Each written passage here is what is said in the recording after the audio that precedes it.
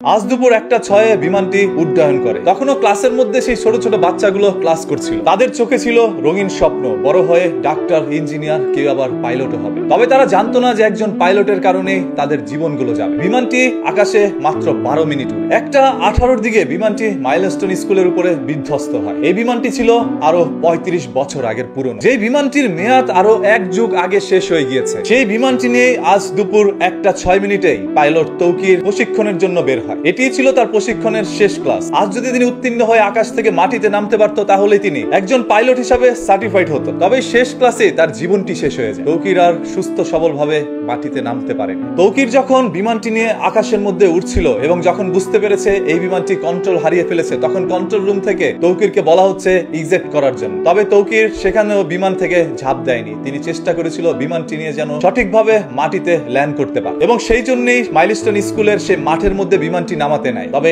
এর আগে বিমানটি মাইলস্টোন স্কুলের ছাদে পড়ে যায়। আর সেই ক্লাসের মধ্যেই ছিল আনুমানিক 100 থেকে 150 জন স্টুডেন্টস। ঘটনাটি ঘটার সাথে সাথে সেখানে প্রাণ হারায় প্রায় 25 জন শিক্ষার্থী এবং আহতের সংখ্যা 200-এরও অধিক। তখনও পাইলট তৌকির জীবিত ছিল। হসপিটাল মধ্যে নিয়ে যাওয়া হয় তাকে উন্নত চিকিৎসার জন্য, আর সেখানেই তার শেষ নিঃশ্বাসটি তিনি ত্যাগ করেন। আজকের এই মুমূর্ষ দৃশ্যগুলো আসলে কখনো ভাষায় প্রকাশ করতে পারবো না। আমি যখন দেখছিলাম সেই ছোট্ট ছোট্ট বাচ্চাগুলো রাস্তার মধ্যে দৌড়াচ্ছে এবং তার শরীর থেকে চামড়াগুলো উঠে যাচ্ছে, তখন সেই দৃশ্যটি দেখার পর কোনো স্বাভাবিক মানুষ আর সুস্থ থাকতে পারবে। আজকে বাংলাদেশের সাধারণ মানুষ, আইন শৃঙ্খলা বাহিনী, সেই সাথে প্রত্যেকটি রাজনৈতিক মহল থেকে সবাই চলে আসছে তাদেরকে দেখার জন্য। তবে এখানেও কিছু অসুবিধা রয়েছে। একজন রাজনীতির নেতার পিছনে রয়েছে 50 থেকে 100 জন মানুষ। এইভাবে যখন 10-20 জন রাজনীতিবিদরা ওইখানে যাচ্ছে, তখন তাদের পিছনে শত শত মানুষের ভিড়, যেই কারণে উদ্ধার কর্মীরা সঠিকভাবে তাদের কাজটিও করতে পারছে না। এই রাজনীতির হাত থেকে কবে মুক্তি পাবো আমরা? যেখানে ছোট ছোট বাচ্চাদের প্রাণ যাচ্ছে, আর সেইখানে আপনারা গিয়ে মজা নিচ্ছেন, নিজেরা নিজেদের রাজনীতির বিস্তার ঘটাচ্ছেন ওইখানে। এই দেশের ভয়ঙ্কর রাজনীতির হাত থেকে বাঁচতে পারেনি মাইলস্টোন স্কুলের শিক্ষার্থীরা। আসলে আমাদের এই স্বাধীনতার জুলাই কি শুধু